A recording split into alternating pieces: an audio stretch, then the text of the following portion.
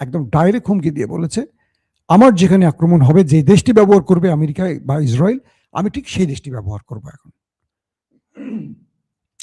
3 নম্বর গুরুত্বপূর্ণ খবর, তুরস্ক বারবারই ইরানের পক্ষে দাঁড়াচ্ছে, এবারও খুব শক্তভাবে ইরানের পক্ষে দাঁড়িয়েছে। কিরকম? একাধিকবার তুরস্কের উপর দিয়ে মিসাইল বা ড্রোন ছুটে গেছে, বলা হচ্ছে এগুলো ইরানের। আন্তর্জাতিক গণমাধ্যম বলছে এগুলো ইরান তুরস্ককে বা তুরস্কের ন্যাটো মার্কিন যে ঘাঁটি আছে সেটাকে টার্গেট করে করছে।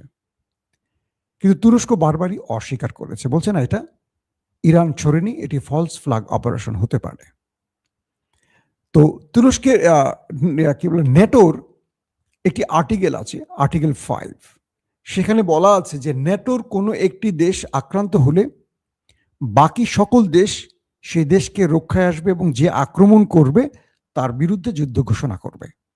এটা ন্যাটোর আর্টিকেল 5-এর একটা ধারা। তো ন্যাটো যেহেতু একমাত্র মুসলিম দেশ যারা ন্যাটোর অংশ, তো বারবারই তুরস্ককে টার্গেট করছে সেই কি বলবো গোপন শত্রুরা। তারা ইরানের বিরুদ্ধে ন্যাটোকে যুদ্ধে জড়াবার জন্য তুরস্কে এই আক্রমণগুলো করছে। আর বারবারই তুরস্ক অস্বীকার করছে যে না, এটা ইরান করেনি। তুরস্ক কোনোভাবেই চাইছে না ইরানের বিরুদ্ধে ন্যাটো এই যুদ্ধে জড়াক। এবং সম্প্রতি লাস্ট আবারও এই কাজটি করা হয়েছে, অর্থাৎ তুরস্কের উপর চাপ বৃদ্ধি করা হয়েছে যাতে তুরস্ক ইরানের বিরুদ্ধে ন্যাটোকে নামায়। তুরস্ক লাস্ট আবারও বার্তা দিয়েছে, এরদোয়ানের দেশ বলেছে যে না, এই আক্রমণ বা এই মিসাইল বা এই ড্রোন ইরানের নয়। তার মানে তুরস্ক এ যাত্রায় আবারও ইরানের পক্ষে দাঁড়িয়ে ইরানকে এ যাত্রায় ন্যাটোর হাত থেকে রক্ষা করেছে। তারপরের গুরুত্বপূর্ণ খবরটি কি? আজকে ইউরোপীয় ইউনিয়নের সকল পররাষ্ট্রমন্ত্রীরা গুরুত্বপূর্ণ বৈঠক করেছেন।